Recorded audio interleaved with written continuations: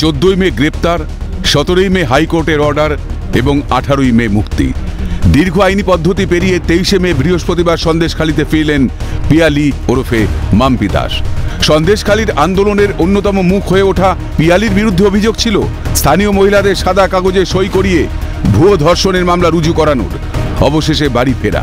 পিয়ালি আসছেন খবর পেয়েই সন্দেশখালী ফেরিঘাটে ভিড় জমিয়েছিলেন মহিলারা। মালা পরিয়ে গেরুয়া আবির মাখিয়ে বরণ করা হয় পিয়ালিকে।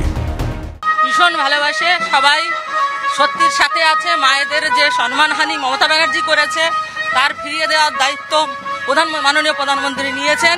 তা অবশ্যই এই লড়াই আমরা জিতে তা দেখাবো। মিছিল করে বাড়ি পর্যন্ত নিয়ে যাওয়া হয় পিয়ালিকে। দায়িত্ব বাড়ল আরও, সিএনকে জানালেন পিয়ালি। তবে নিশানা করতে ছাড়লেন না মুখ্যমন্ত্রীকে। অবশ্য দায়িত্ব তো শুরুর থেকে আছে, আরও দায়িত্ব বাড়লো। এদের নিরাপত্তা দেওয়ার, এদের সুখ দুঃখের সাথে থাকার, আর যেটা নারী নির্যাতন হয়েছে তার প্রতিবাদের মুখ হিসাবে আমি আছি। উনিই তো করাচ্ছেন, উনিই তো আমাকে জেলে ঢোকানোর মূলেই তো উনি। ওনার গলার কাঁটা হয়েছি আমি, সত্যির পথে আছি, ওই জন্য গলার কাঁটা হয়েছি আমি। পিয়ালিকে পেয়ে খুশি, বুকে বল আসছে সন্দেশখালীর মহিলাদের। হাতে হাত রেখে একসঙ্গে থাকার ও রাখার প্রতিশ্রুতি দিলেন সকলে।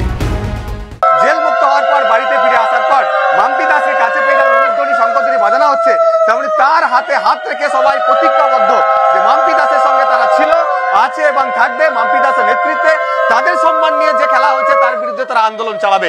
মাম্পিদিকে নিয়ে তো অনেকটা সাহস পেয়েছে। আর মুখ্যমন্ত্রী মমতা ব্যানার্জি যেটা বলছে যে জিতলে উনি আসবে, ওনার আসার কোনো আর দরকার নেই। আর সেই প্লাসটুকু আমরা দেবো না, সমস্ত বসিরহাট জেলার মা বোনেরা ওনাকে সেই প্লাসটা দেবে না। এই সমস্ত মা বোনদের সম্মান রক্ষা করার দায়িত্ব অনেকটা বেড়ে গেল বলেই মনে করছেন মাম্পি দাস নিজেও। ক্যামেরায় সুরজিৎ প্রামাণিকের সঙ্গে মফিজুল ইসলাম, ক্যালকাটা নিউজ, সন্দেশখালী।